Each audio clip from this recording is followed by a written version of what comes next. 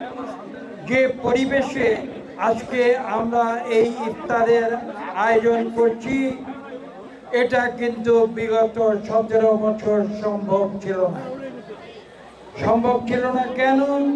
কারণ এই দেশে মানুষের সত্যিকার অর্থে বলতে গেলে কোনো স্বাধীনতা ছিল না। কথা বলার স্বাধীনতা ছিল না, ভোট দেবার স্বাধীনতা ছিল না, ধর্মকর্ম পালনের স্বাধীনতা ছিল। এবং এদেশ থেকে গণতন্ত্রকে কবরে পাঠানো হয়েছিল। আপনারা ইতিমধ্যে শুনেছেন, দীর্ঘ সংগ্রামের পরে ছাত্র জনতার যে বিপ্লব 2024-এর 5ই আগস্ট বাংলাদেশে সংগঠিত হয়েছিল, এবং যার ঢেউ শুধু বাংলাদেশ নয়, বাংলাদেশের বাইরেও বিভিন্ন দেশে গণতন্ত্রকামী মানুষকে তারা উদ্বেলিত করেছিল, উৎসাহিত করেছিল। সেই আন্দোলনের ফলশ্রুতিতে এদেশে গণতন্ত্র ফিরে এসেছে, এবং সেই গণতন্ত্র ফিরিয়ে আনার সংগ্রামে সর্বপ্রধান ভূমিকা পালন করেছে বিএনপি। আমাদের নেতা, আজকের বাংলাদেশের মাননীয় প্রধানমন্ত্রী জনাব তারেক রহমানের দিক নির্দেশনায় আমরা সংগ্রাম করেছি এবং বাংলাদেশে আমরা গণতন্ত্র ফিরিয়ে এনেছি।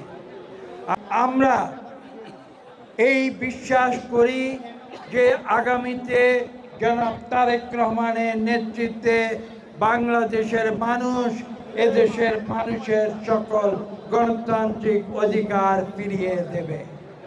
ইতিমধ্যে আপনারা লক্ষ্য করেছেন যে এই নির্বাচনের ফলশ্রুতিতে এদেশে একটি গণতান্ত্রিক সরকার গঠিত হয়েছে। যে গণতান্ত্রিক সরকার গঠনের মূল উদ্দেশ্য হচ্ছে এদেশের মানুষের কাছে তাদের সকল মৌলিক অধিকার ফিরিয়ে দেয়া। এই কার্যক্রম ইতিমধ্যে শুরু হয়েছে। কিছুক্ষণ আগে আপনারা জনাব খায়রুল কবির খোকন, আপনাদের নির্বাচিত এমপি, তার মুখে আমাদের বিএনপির কার্যক্রমের কিছু বর্ণনা শুনেছেন।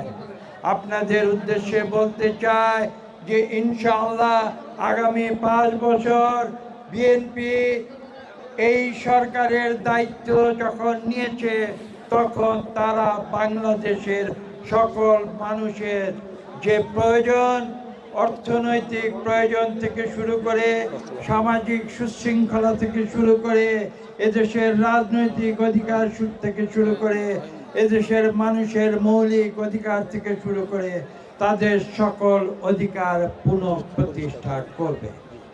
এবং এই উদ্দেশ্যে আমরা রাজনীতি করি। আপনাদের উদ্দেশ্যে স্পষ্ট ভাষায় বলে দিতে চাই, বিএনপি ক্ষমতার জন্য রাজনীতি করে না, বিএনপি রাজনীতি করে জনগণের জন্য। এবং এই জনগণের রাজনীতি যেটা শুরু করেছিলেন শহীদ প্রেসিডেন্ট জিয়া রহমান, যিনি বলেছিলেন যে রাজনীতির কোনো অর্থ থাকে না।